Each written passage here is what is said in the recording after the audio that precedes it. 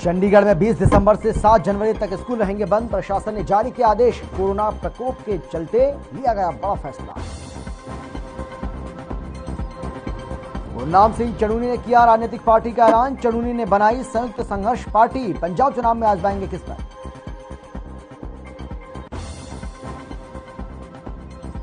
देश में ओमिक्रॉन ने बरपाया अपना कहर। मरीजों की संख्या पहुंची 113। दिल्ली में 22, महाराष्ट्र में 40, गाजियाबाद में 2 और हरियाणा में अब तक मिले 13 मामले।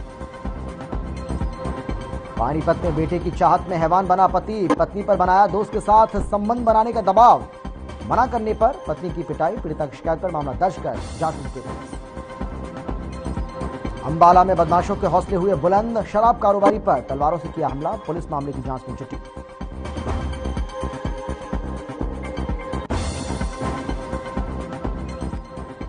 पीएम मोदी का शाहजहांपुर दौरा। गंगा एक्सप्रेसवे की रखी आधारशिला। 36,200 करोड़ से ज्यादा की लागत से बनेगा एक्सप्रेसवे।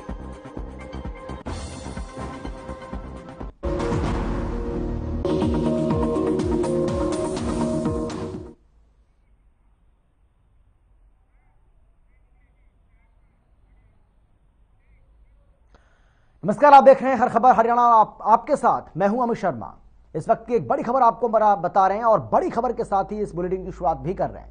ये बड़ी जानकारी आपको दे रहे हैं। किसानों ने इकट्ठा की है 30 लाख से ज्यादा का नुकसान भी हुआ है। जुलाना कस्बे के खरेंटी गांव का ये मामला बताया जा रहा है, जहां पर आपको बता दें कि पराली को इकट्ठा किया गया है। पराली में अचानक से आग लगी है। ये बड़ी जानकारी आपको दे रहे हैं। किसानों ने 300 एकड़ में पराली को इकट्ठा किया था और 30 लाख से ज्यादा के नुकसान की बात कही जा रही है। जुलाना कस्बे के खरेंटी गांव का ये मामला बताया जा रहा है।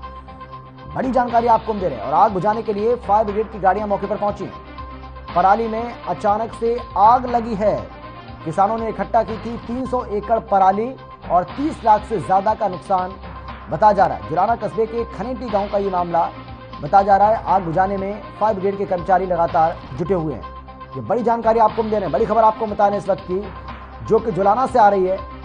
यहां आपको बता दें कि जो पराली इकट्ठा की थी किसानों ने, उसमें अचानक से आग लग गई है, जिसके बाद फायर ब्रिगेड की गाड़ियां आग को बुझाने के लिए पहुंची हुई हैं मौके पर। ये तस्वीरें आपको हम दिखा रहे हैं। ये तस्वीरें आपके सामने।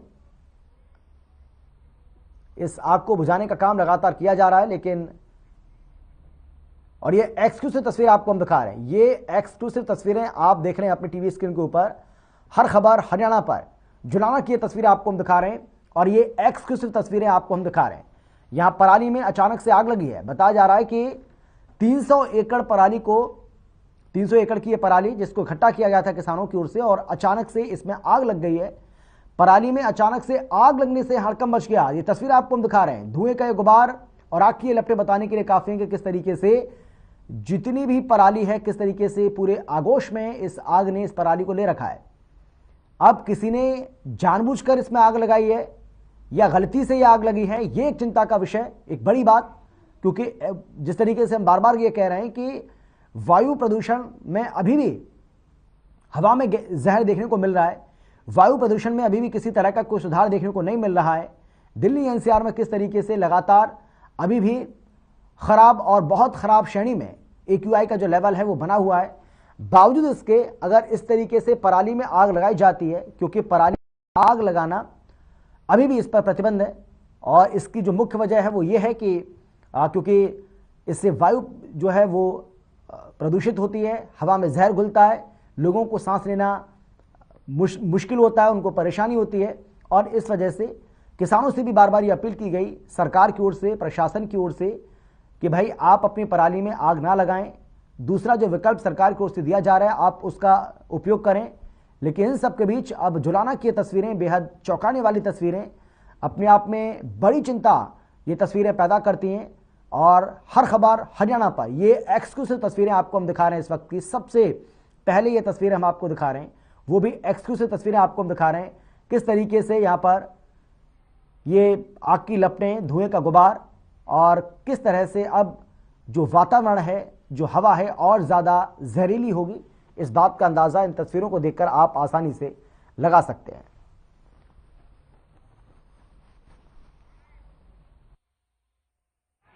ये पुराल हो गई जो 3.5 किले। कितने लाख का नुकसान बताते हैं आप? नुकसान है जी 30-35 लाख। 30-35 लाख का। 35 लाख का। इसकी सूचना आपको फायर ब्रिगेड को दी? ना जी हाँ भाई कितना सान कर जो फायर ब्रिगेड की गाड़ी आई आपने फोन किया या अपना आप से आई? ये कराया है जी कौन सा गाँव वाले ने कराया है। गाँव वाले ने।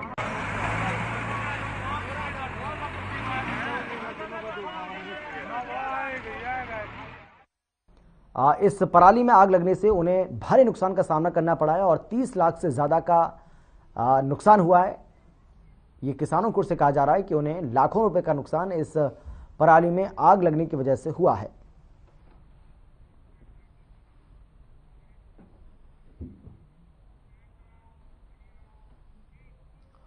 कांग्रेस विधायक किरण चौधरी ने प्रेस कॉन्फ्रेंस कर सरकार पर जमकर निशाना साधा। किरण चौधरी ने कहा है कि भूमि अधिग्रहण का कानूनी जो कानून है वो पिछली असेंबली में पास हुआ था, जिसका कांग्रेस ने पुरजोर विरोध किया था। इस बिल ने इरिगेशन वाली लैंड को भी शामिल किया है। उन्होंने कहा कि यह बिल पूरी तरह से पूंजीपतियों को फायदा पहुंचाने के मकसद से लाया गया है।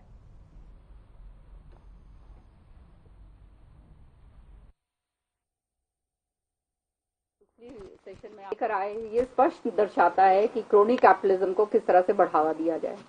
अब इस एक्ट के बाद क्या होगा कि 70% जो पहले रजामंदी चाहिए होती थी कि लैंड एक्वायर करने से पहले, वो डू अवे कर दी पूरी की पूरी। उसका मतलब ये कलेक्टर जो था पहले, ये था कलेक्टर जाके देखा करता था साइट पर कि भाई ये सही है, उसकी ये जमाबंदी इसकी है, इसकी नहीं है, ये जमीन इसकी है या नहीं है। वो सारा कुछ डू अवे कर दिया पूरी तरह से, और वो लैंड को भी इसके दायरे में डाल दिया जो इरिगेटेड लैंड है और जो मल्टी क्रॉप लैंड है, जहां पे मल्टी क्रॉप भी होते हैं और इरिगेटेड भी होता है। 2013 का जो एक्ट है उसके अंदर इस पे रोक है।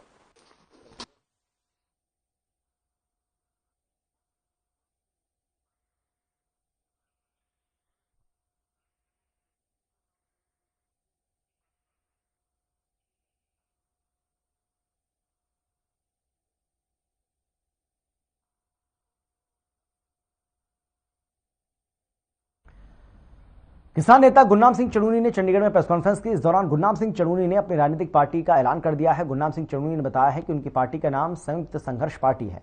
इसके साथ ही गुरनाम सिंह चढ़ूनी ने अगले साल होने वाले पंजाब चुनाव को लड़ने का ऐलान किया है। उन्होंने कहा कि देश में पार्टियों की कमी नहीं है, लेकिन आज भी देश में बदलाव की जरूरत है। इन पार्टियों ने राजनीति को व्यापार बना लिया है। राजनीति में बदलाव लाने के लिए, राजनीति को शुद्ध करने के लिए हम अपनी नई धर्मनिरपेक्ष पार्टी लॉन्च करेंगे।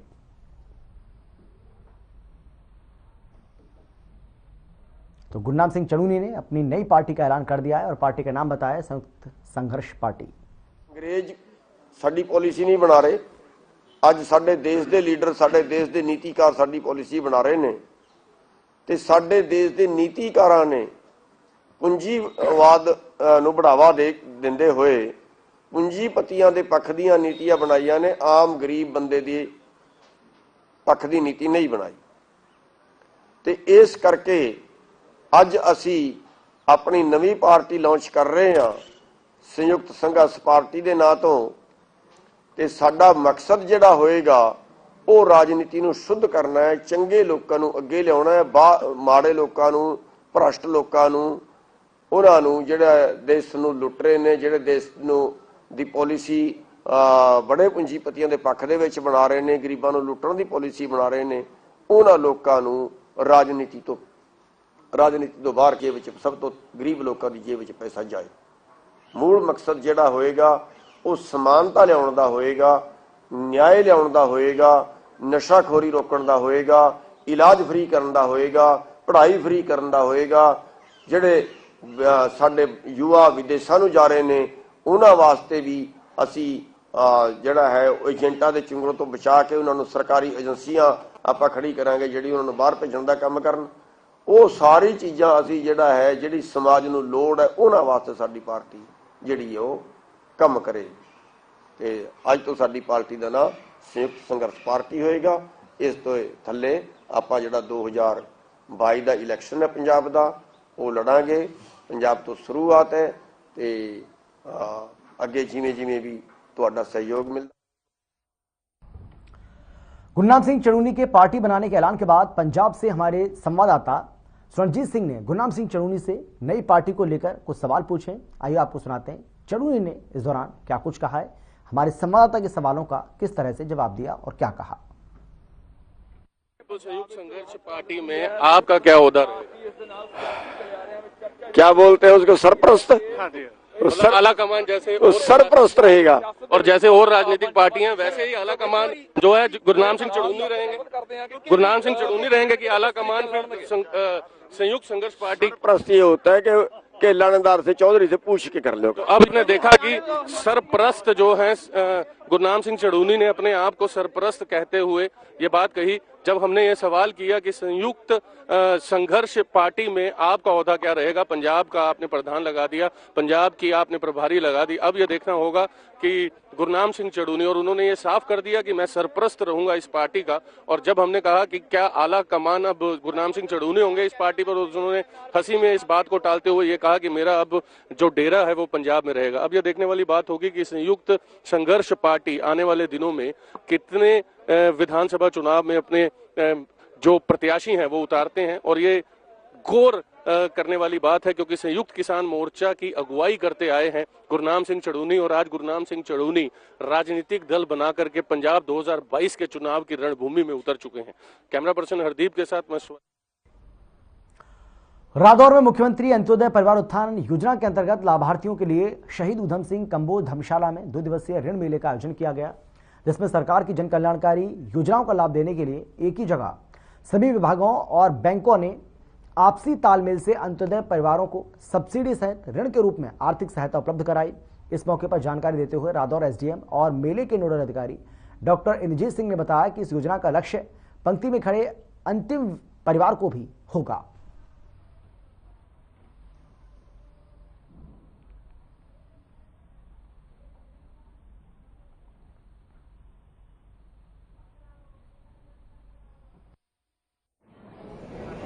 करीब हमारे पास एमसी और ब्लॉक में 1150 के करीब बेनिफिशरीज हैं और अब तक 450 के करीब कल और आज में आ चुके हैं और ये शाम तक कंटिन्यू रहेगा।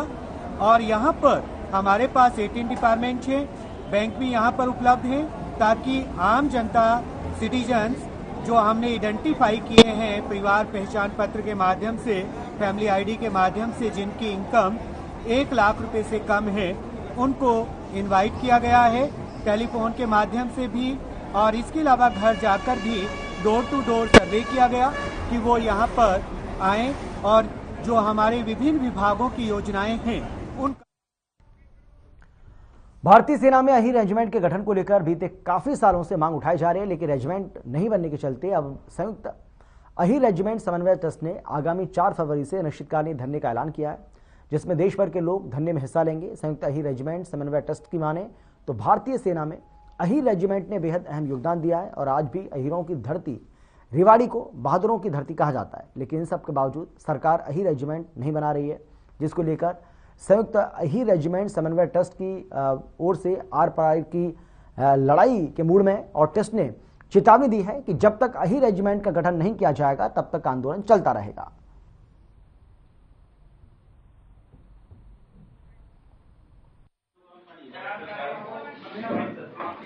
कर रहे हैं, मुहिम हमारी ये चलती रही है।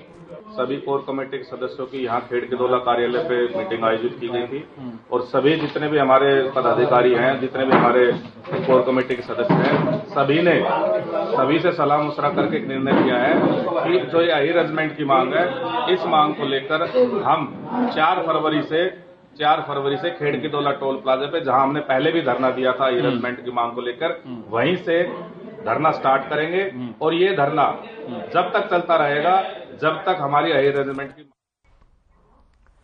कैथल में शनिवार को एस्टेट की परीक्षा के लिए 8 केंद्रों पर 10 सेंटर बनाए गए। परीक्षा को लेकर प्रशासन और पुलिस की तरफ से पुख्ता प्रबंध किए गए। परीक्षा केंद्रों के आसपास 244 लागू की गई। साथ ही परीक्षा को नकल रहित करवाने के लिए प्रवेश से पहले परीक्षार्थियों की ओर से परीक्षार्थियों की गहनता से जांच की गई है और इन 8 केंद्रों में 3066 परीक्षार्थियों ने परीक्षा दी।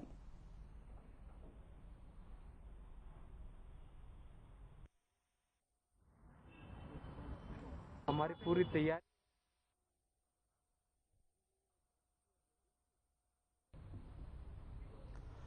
देश भर में बढ़ रही महंगाई और भ्रष्टाचार के विरोध में बहादुरगढ़ के कांग्रेस कार्यकर्ता सड़क पर नजर आए। कांग्रेस नेता अरुण खत्री के नेतृत्व में जोरदार प्रोटेस्ट किया गया, सरकार के खिलाफ नारेबाजी की गई।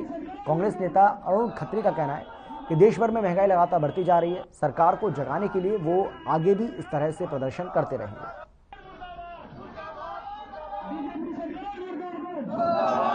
मेरे निवास स्थान से सभी कांग्रेसी कार्यकर्ताओं ने चौधरी भूपेंद्र सिंह हुड्डा जी के नेतृत्व में, हमने राज्यसभा दीपेंद्र हुड्डा जी के नेतृत्व में और विधायक राजेंद्र जी के कुशल मार्गदर्शन में मेरे निवास स्थान से शुरू करके माल गोदाम रोड से होते हुए रेलवे रोड और काठमंडी और अब लाल चौक पर हमने महंगाई का पुतला फूका, भ्रष्टाचारी के विरोध में पुतला फूका है और बेरोजगारी के विरोध में पुतला फूका है। क्योंकि बीजेपी सरकार जब सत्ता में आई थी, इन्होंने लोगों से वायदा किया था कि हर साल 2 करोड़ नौकरियां देंगे, हुआ इसके विपरीत। आज बेरोजगारी अपने चरम पर है, शीर्ष पर है, भ्रष्टाचारी भी अपने चरम पर। नेशनल हाईवे 44 का काम किसान आंदोलन के चलते रुका हुआ था, लेकिन अब सोनीपत के डिप्टी कमिश्नर के दिशा निर्देशों के बाद नेशनल हाईवे का निर्माण कार्य शुरू हो चुका है और जल्द ही वाहन चालकों को बड़ी राहत मिलने वाली है। धरना प्रदर्शन कर रहे किसान अब घर अपने लौट चुके हैं, जिसके बाद एक बार फिर से इस नेशनल हाईवे का काम शुरू हो चुका है।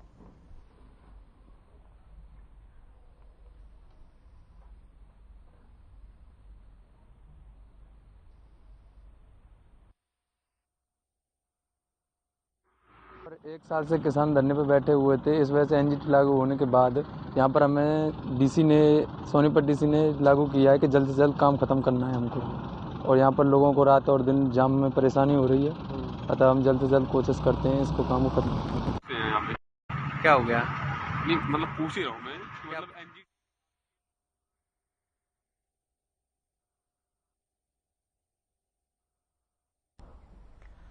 फरीदाबाद के इंडियन मेडिकल एसोसिएशन में एक विशेष कार्यक्रम का आयोजन किया गया, जिसमें कोरोना काल में बेहतरीन काम करने वाले पत्रकारों को प्रशंसा पत्र देकर सम्मानित किया गया। आईएमए की जिला प्रधान Punita Hasija, media coordinator doctor Suresh Arora ने महामारी के दौर में डॉक्टर का सहयोग करने और जन जन तक सूचना पहुंचाने के लिए मीडिया कर्मियों का धन्यवाद किया और मंच से उनकी जमकर तारीफ भी की।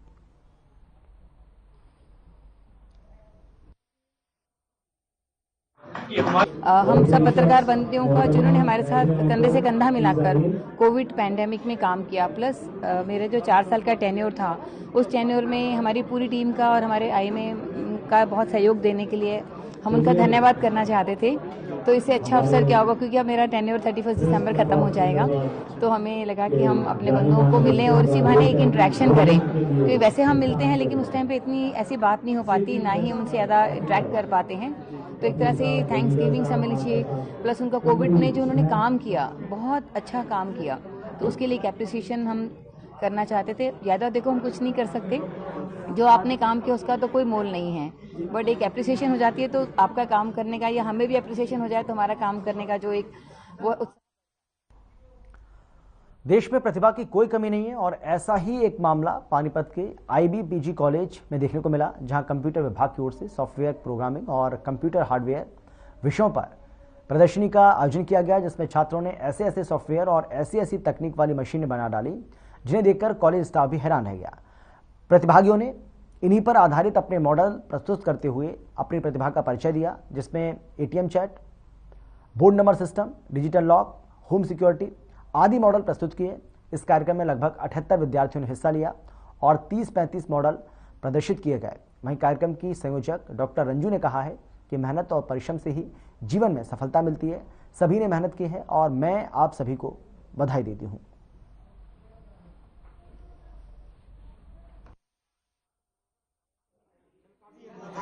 आज हमारे डिपार्टमेंट में एग्जीबिशन का आयोजन किया गया हार्डवेयर एंड सॉफ्टवेयर्स के रिगार्डिंग, और इसमें बच्चों ने बहुत अच्छे अच्छे सॉफ्टवेयर्स जो है डेवलप करके दिखाए हैं, और हार्डवेयर्स भी आपने देखे होंगे अभी अंदर उनके मॉडल्स बनाए हैं। और जो इनके जो मेजर इन्होंने सॉफ्टवेयर्स बनाए हैं, ATM की वर्किंग मशीन बनाई है, और इसके अलावा एलेक्सा जो है चैट बॉट है वो बनाया है, और गेम्स बनाई हैं बच्चों ने काफ़ी सारी प्रोग्रामिंग बच्चों ने की है, और नए स्किल्स जो हैं उनमें जनरेट हुए हैं, अलग अलग तरीके की लैंग्वेज। पानीपत में एक पति ने बेटे की चाहत में अपनी पत्नी पर जबरन दोस्त के साथ संबंध बनाने का दबाव बनाया। जब पत्नी ने इस बात का विरोध किया तो आरोपी ने उसके साथ पिटाई की। पीड़िता ने आरोपी पति के खिलाफ पुलिस में शिकायत दर्ज की है, जिसके बाद पुलिस ने मामला दर्ज कर लिया है और आरोपी की तलाश भी शुरू कर दी है। पीड़िता का कहना है कि उसकी शादी 8 साल पहले हुई थी। पहले तो पति दहेज को लेकर उसके साथ मारपीट किया करता था और जब इस दौरान उसे 3 बेटियां हुई तो पति और नाराज हो गया। आरोपी महिला के साथ आए दिन मारपीट करता था, लेकिन आखिर में आकर उसने अपनी पत्नी पर अपने दोस्त के साथ संबंध बनाने का दबाव बनाना भी शुरू कर दिया। फिलहाल पुलिस इस पूरे मामले की जांच में जुटी हुई है।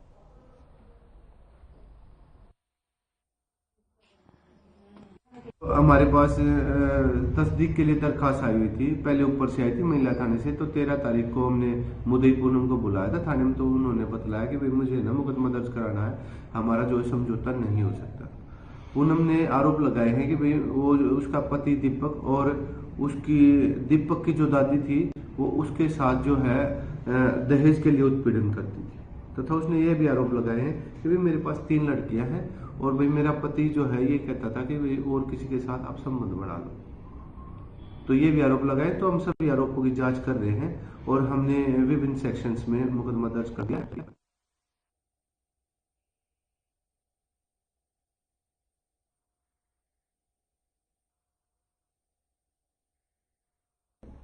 अपनी पत्नी के साथ लगातार वो मारपीट करता रहा और उसके बाद बताया जा रहा है कि इस महिला पर 3 बेटियां थीं और कोई बेटा उसको नहीं हो रहा था। इस वजह से इसका पति इससे नाराज रहता था, आए दिन उसके साथ मारपीट करता था और बाद में अपने दोस्तों से संबंध बनाने के लिए दबाव बनाता रहा। तो बेहद चौंकाने वाला ये मामला, हालांकि अब क्योंकि पब्लिक डोमेन में ये मामला सामने आ चुका है और अब पुलिस भी इस पूरे मामले की जांच कर रही है।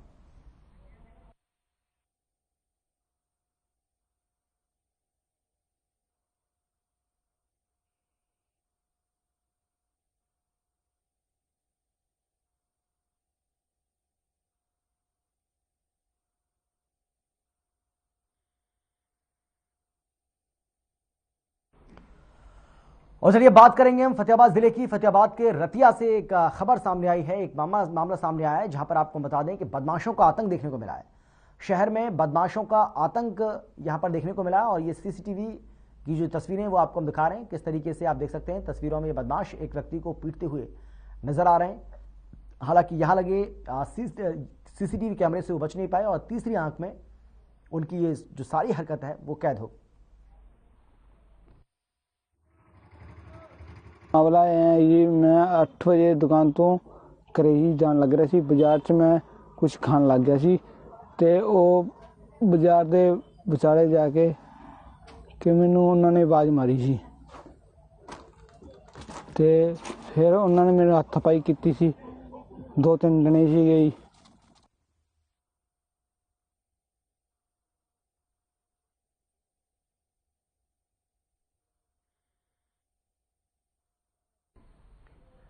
गुरुग्राम के सोना में नागरिक अभिनंदन एवं प्रतिभा सम्मान समारोह का आयोजन किया गया, जिसमें हरियाणा ओलंपिक संघ के उपाध्यक्ष सूरजपाल अम्मू ने भी शिरकत की। इस दौरान सूरजपाल अम्मू ने कहा कि प्रदेश में खेल के नाम पर चल रही नकली संस्थाएं और झूठी एकेडमी पर जल्द ही नकेल कसी जाएगी। हरियाणा ओलंपिक संघ पर चल रही धांधली को लेकर उसके पदाधिकारियों पर भी एक जांच बिठाई जाएगी, जिसमें काफी घोटाले सामने आने की उम्मीद है। उन्होंने इस मौके पर कहा कि ओलंपिक संघ में जितने भी खेल आते हैं उसमें उससे संबंधित खिलाड़ियों को उचित स्थान मिलेगा।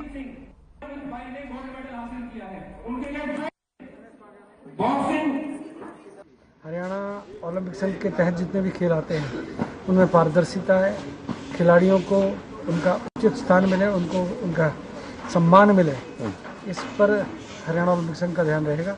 अब तक हरियाणा ओलंपिक संघ में जिस प्रकार से जिन लोगों का कब्जा था वो घर से हरियाणा ओलंपिक संघ को चला रहे थे। अनेक गड़बड़ियाँ पिछले हरियाणा ओलंपिक संघ के पदाधिकारियों ने की, उनकी भी जाँच हरियाणा ओलंपिक संघ के अध्यक्ष जो खेल मंत्री भी हरियाणा के, वो और हमारी पूरी टीम इस पर विचार करेगी कि उन्होंने कहाँ गड़बड़ियाँ की।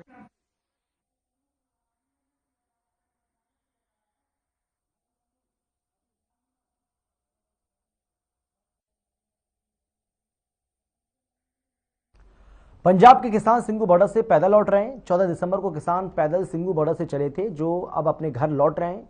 किसान यहां सफाई कर रहे थे। वापस लौटते वक्त ये किसान शनिवार को बस्ता टोल पहुंचे। इसके बाद नेशनल हाईवे पर जब वो पहुंचे तो उन्होंने बताया कि वो वापस पंजाब लौट रहे हैं। वहां पर रोपड़ में जाकर शहीदों के लिए स्मारक का निर्माण करेंगे। सिंघू बॉर्डर पर 1 साल से ज्यादा दिनों तक चले किसान आंदोलन में उन्होंने अपनी सेवाएं दी। किसान पैदल ही अब श्री आनंदपुर साहिब से वो आए थे, लेकिन वापस घर लौट रहे हैं।